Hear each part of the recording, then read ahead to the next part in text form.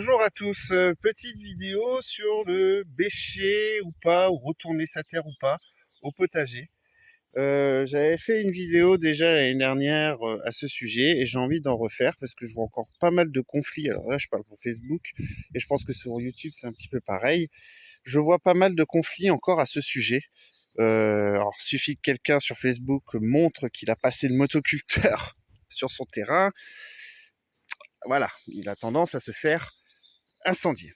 Moi, je ne juge personne. Ça a toujours été, voilà. Je ne juge personne parce que, comme je dis toujours sur la chaîne et en général, chacun fait comme il veut. Chacun fait comme il le sent. On est libre de faire comme on veut et on est aussi dans le fait de devoir respecter un peu ce que les autres font si c'est pas la même chose que nous. Après, il peut toujours y avoir des débats constructifs, mais ça, c'est très compliqué sur ce sujet. Alors, c'est sûr que bêcher son jardin, moi je l'ai fait, je ne me le cache pas. Je l'ai fait au début de mon jardinage, c'est-à-dire maintenant il y a 7 ans, j'ai retourné la terre, etc., etc. Mais maintenant, je peux me permettre de dire que ça fait 2 ans que je ne bêche plus. Alors le bêchage, c'est vrai que retourner, ça permet d'incorporer aussi les nutriments qu'on peut mettre dans le sol, d'avoir une terre bien propre, etc. C'est vrai que voilà. Je dis pas de temps en temps, s'il faut que je ressorte la bêche, je la ressortirai. Mais depuis 2 ans, on va dire 2 hivers maintenant, j'utilise le paillage.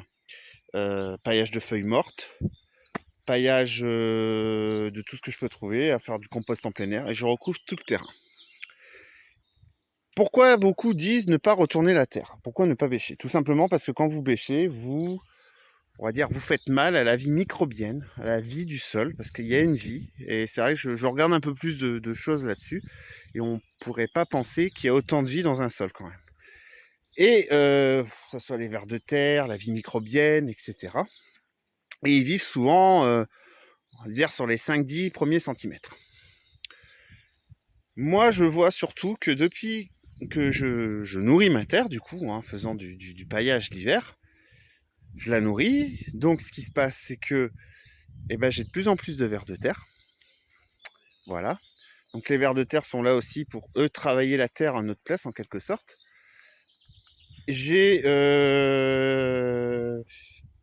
J'utilise du paillage un peu l'été maintenant, depuis un an et demi. Et c'est vrai que ça évite que le sol s'assèche. Et depuis que je fais le paillage, c'est vrai que la terre est un peu plus fine, elle se travaille plus facilement avec un 3 dents, etc. Donc voilà. Après, ceux qui veulent bêcher, je suis pas là pour leur dire non, bêchez pas, attention à vous, c'est dangereux, etc. Non, je ne veux pas juger les personnes qui bêchent. J'apporte juste maintenant, je peux me permettre d'apporter une petite expérience. C'est vrai que je fais depuis 2 ans. Et j'en suis assez content. Regardez, un seul qui n'a pas été bêché. Et ça, c'est des oignons et l'ail de cet hiver, oignons, ail, échalotes. Et je n'ai jamais vu autant d'échalotes. J'en ai jamais vu autant par pied. Après, voilà, c'est juste, je vous dis, le plus important de toute façon, et ça on en parle souvent sur beaucoup de chaînes YouTube, c'est de nourrir votre sol aussi, de toute façon. Il y a ça qui joue énormément, de nourrir son sol du mieux qu'on peut, avec tout ce qu'on peut trouver, que ce soit de l'herbe, des feuilles mortes, même de la paille, du compost en plein air, enfin, toutes les cultures que vous avez en fin d'année, vous pouvez facilement, les laisser tout l'hiver sur le sol. Donc c'est vrai que moi personnellement, maintenant, j'ai abandonné un peu la bêche, mais je ne dis pas que c'est une solution miracle. Je reprends toujours exemple de nos ancêtres, nos arrière-grands-parents, parce que moi j'ai connu dans ma famille beaucoup de personnes qui jardinaient, et j'ai toujours connu le fait qu'ils retournaient leur terre. Ils faisaient beaucoup d'apports de fumier déjà à l'époque, ils faisaient beaucoup d'apports de fumier, etc. Mais ils retournaient leur terre.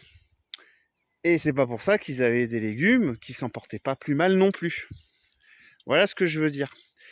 C'est vrai que maintenant, on est dans une version du potager touche pas à ta terre ou sinon ça a mal aller. Voilà, en gros, j'exagère, mais c'est l'idée. Et moi, ce que je veux toujours tenir l'idée, c'est que chacun fait comme il le souhaite. Moi, je suis en train de changer un petit peu d'idée. C'est vrai que voilà, mais comme je vous dis, si un jour j'ai besoin de repasser un coup de bêche, je repasserai un coup de bêche. Ça, voilà, j'assumerai totalement. Et j'assume le fait que j'ai bêché mon terrain. Quelqu'un qui a un terrain de 2 hectares, j'exagère, mais un grand terrain. Vous l'imaginez devoir utiliser du paillage? Alors déjà, au niveau ressources, ça va être un peu galère, je pense. Quand ils ont des grands terrains, ils passent le motoculteur et puis l'affaire est close. Voilà. Donc voilà, c'était pas une vidéo prise de position, c'est une vidéo pour essayer d'expliquer les deux points de vue.